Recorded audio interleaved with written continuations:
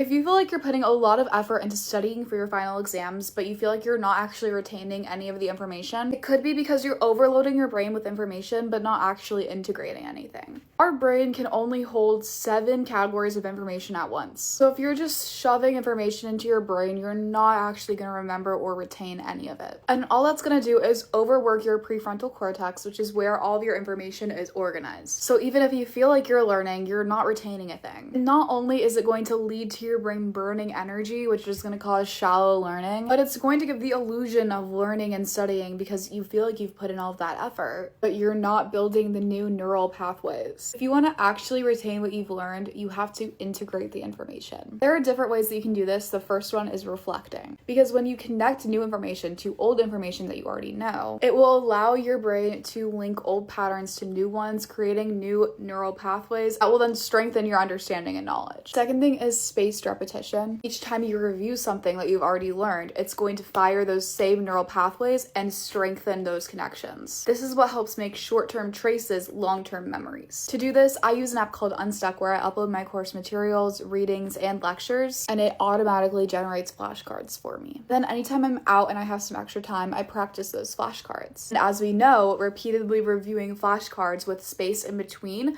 helps you to retain the information. If you're not repeatedly practicing what you learned, you're not going to do well on your tests. You're not going to learn anything. Lastly, you need to make sure that you're sleeping properly. In slow wave sleep, the hippocampus sends that day's patterns to the neocortex. In REM sleep, the brain integrates emotional and contextual details, and it will get rid of irrelevant details. So when you sleep properly, it allows your brain to take that information that you've learned and move it to long-term storage.